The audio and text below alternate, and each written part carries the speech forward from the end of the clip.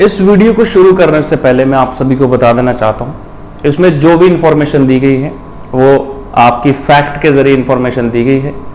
इस वीडियो का किसी पर पर्सनली अटैक नहीं है, ना ही ये कोई पॉलिटिकल वीडियो है, ना ही हम किसी पार्टी से संबंध रखते हैं। हमारा इस वीडियो का मकसद ये है आप तक राइट इन्फॉर्मेशन पहुंचाना। अगर सही है तो वो आपके लिए क्या सही न्यूज़ है, अगर गलत है क्या आप लोगों ने किसी वीडियो को देख करके अपना माइंडसेट बना लिया है। यही हमारा मकसद है। इसी वीडियो के साथ शुरुआत करते हैं। आज की जो वीडियो है, जो आपके सामने टॉपिक है, वो है हिमाचल प्रदेश का सबसे ज़्यादा चर्चा का चलने वाला टॉपिक, आचार संहिता में कैसे हो रही है रिक्रूटमेंट। चलिए शुरू करते हैं। नमस्कार। तो आज का टॉपिक जो रहने वाला है, इसमें सबसे बड़ी हिमाचल प्रदेश की हाल ही में हुई एक रिक्रूटमेंट है। असिस्टेंट प्रोफेसर की जगह नियुक्ति होती है। अग्निहोत्री जी की डॉटर हैं। इनके ऊपर इल्जाम हाल ही में सोशल मीडिया पे लगाया जा रहा है, वो इन्होंने सिफारिश या फ्रॉड के जरिए एक फ्रॉडलेंट रिक्रूटमेंट निकाल करके अपनी बिटिया का सिलेक्शन करवाया है। सबसे बड़ा इल्जाम इन पर यह लगता है कि सरकार ने, हिमाचल प्रदेश में जो सरकार है, मौजूदा सरकार, उसने एक फेक रिक्रूटमेंट निकाल करके अपनी पुत्री का सिलेक्शन करवाया है। इसमें कितनी सच्चाई है उसके बारे में चर्चा करेंगे। क्या ये सच है और क्या ये झूठ है, मैं पूरा फैक्ट के साथ आपके सामने रिप्रेजेंट करूंगा। अगर ये बात झूठी निकलती है तो भी आप डिसाइड कर पाएंगे, अगर बात सच्ची निकलती है तो भी आप डिसाइड कर पाएंगे। आज के इस टॉपिक पर सबसे पहले चर्चा करेंगे कि मुद्दा क्या है। तो मामला यह है कि जब हिमाचल प्रदेश की यूनिवर्सिटी एक रिक्रूटमेंट का जब रिजल्ट निकालती है तो वहां पर डॉक्टर आस्था अग्निहोत्री जी का नाम आता है। स्टेटस पोस्ट करती हैं जिसमें वो क्लैरिफिकेशन देती हैं कि दैट आई गॉट सिलेक्टेड, मैं जो है वो सिलेक्ट हो चुकी हूं और मैंने जो है वो असिस्टेंट प्रोफेसर के रूप में हिमाचल प्रदेश यूनिवर्सिटी को ज्वाइन किया। हिमाचल प्रदेश में रिक्रूटमेंट नहीं आ रही है, उसके साथ ही साथ देखते हुए बहुत सारे यूट्यूब चैनल्स ने एक इमीडिएटली हाइप क्रिएट करी और माननीय उप मुख्यमंत्री जी की जो बेटी है उनकी पोस्ट के नीचे बहुत सारे कमेंट्स की लाइन लगा दी, how you can be selected. Select कैसे हो सकती हो, सिलेक्ट कैसे हो सकती हो जबकि कोई रिक्रूटमेंट निकली ही नहीं हिमाचल प्रदेश में। आपके ऐसी कैसी रिक्रूटमेंट निकली जो हिमाचल प्रदेश के अभ्यर्थियों को पता ही नहीं चले। ऐसी कैसी सरकार ने रिक्रूटमेंट निकाल दी जिसमें पता ही नहीं हिमाचल प्रदेश के अभ्यर्थियों को, ऐसे ही घर में ही अपनी सिलेक्शन जो है वो करवा दी। इस तरह के जो है इल्जाम इन पर लगे। हिमाचल प्रदेश में जिस दिन रिजल्ट निकलता है, इसकी सबसे बड़ी हाइप क्या होती है, उसी दिन आचार संहिता भी लगी होती है। आचार संहिता तो इलेक्शन में लगी हुई थी जब एमपी का इलेक्शन हुआ। हिमाचल प्रदेश में बीजेपी को 4-0 से स्वीप मिला।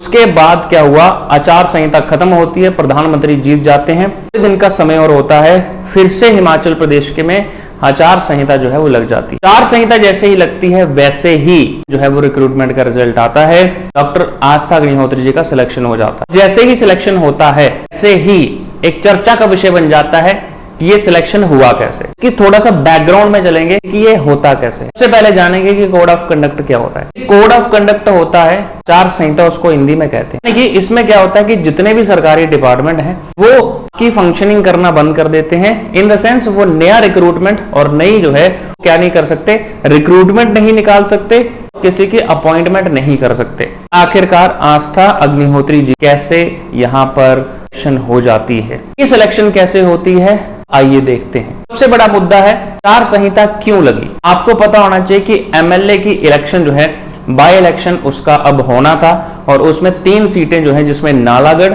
देरा और तीसरा जो है हमीरपुर की सीटें जो है वह खाली हो जाती हैं।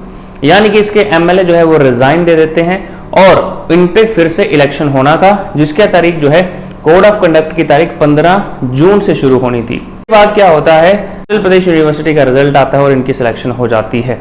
सबसे बड़ा चर्चा का विषय यह बनता है कि ये कैसे सिलेक्ट हो गए, क्योंकि कोई भी रिक्रूटमेंट बॉडी जो है वो रिक्रूट नहीं कर सकती। ट्रोल लेवल जो है वो इतना बढ़ जाता है कि सभी यूट्यूबर्स इस पर दनादन वीडियोस बनाते हैं, रील्स बनाते हैं, इसमें बहुत सारे मीम्स भी शेयर किए जाते हैं।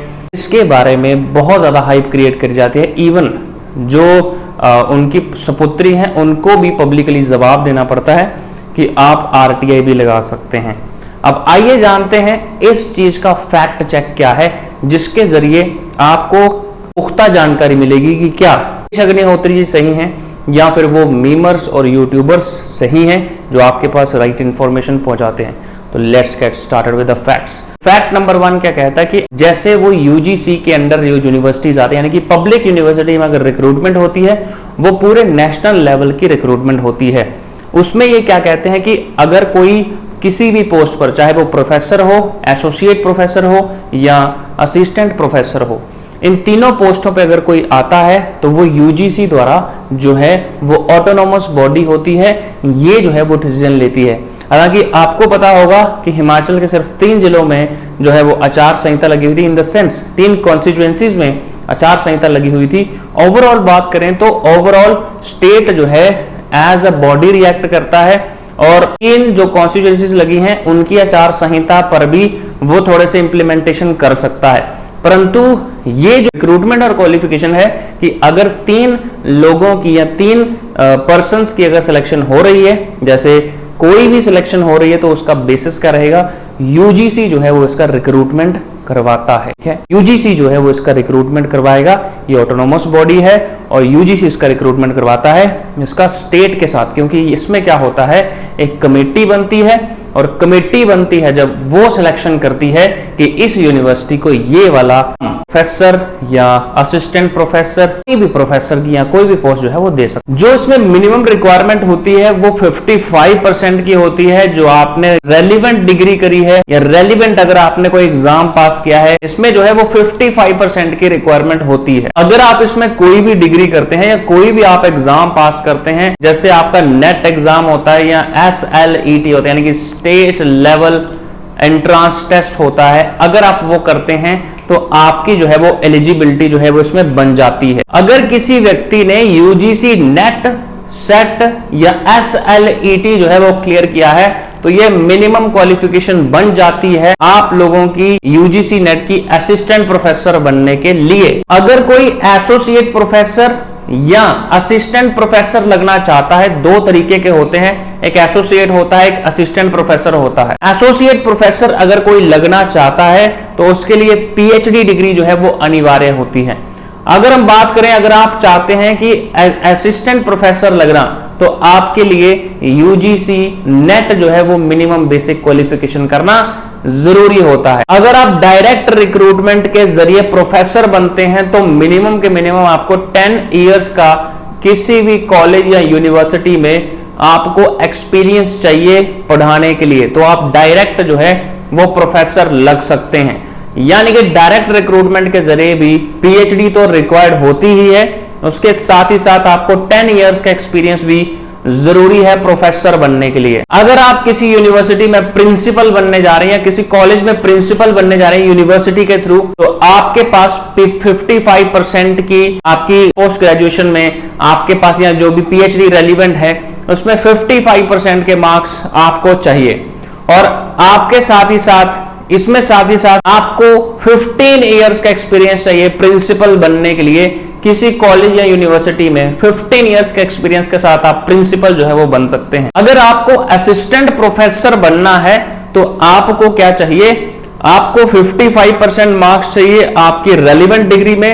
55% मार्क्स के साथ ही साथ आपको अच्छे नंबर, जो आपकी पीएचडी में अच्छी रिसर्च चाहिए, और जो रिक्वायरमेंट होती है, जो असिस्टेंट प्रोफेसर बनने के लिए मिनिमम रिक्वायरमेंट होती है, वो होती है यूजीसी नेट। अगर आपने यूजीसी नेट क्वालिफाई किया है तो आपके जो है वो एक्स्ट्रा मार्क्स आपको मिलते हैं। यूजीसी नेट की तरफ से जो गाइडलाइंस जारी करी गई हैं उसमें एक बहुत बड़ी एक स्टेटमेंट दी गई है कि अगर किसी के पास नेट या सेट नहीं होता, SLET नहीं होता, अगर उसके पास रेलिवेंट पीएचडी डिग्री है, उसको नेट सेट की आवश्यकता नहीं है शो कराने की, वो अपनी पीएचडी डिग्री करवा कर गए डायरेक्ट जो है वो रिक्रूटमेंट में सेलेक्ट हो सकता है। अब बात करते हैं, क्या मुकेश अग्निहोत्री जी की बेटी क्या पढ़ी लिखी है, क्या वो बिना पढ़े ही सेलेक्ट हो गई हैं? तो चलिए उनके एकेडमिक करियर पर भी चर्चा करते हैं। उनकी डिटेल्स की बात करें तो उन्होंने किया है LLB, LLM, और उसके साथ ही साथ उन्होंने किया है यूजीसी नेट, उसके साथ ही साथ उन्होंने किया है PhD,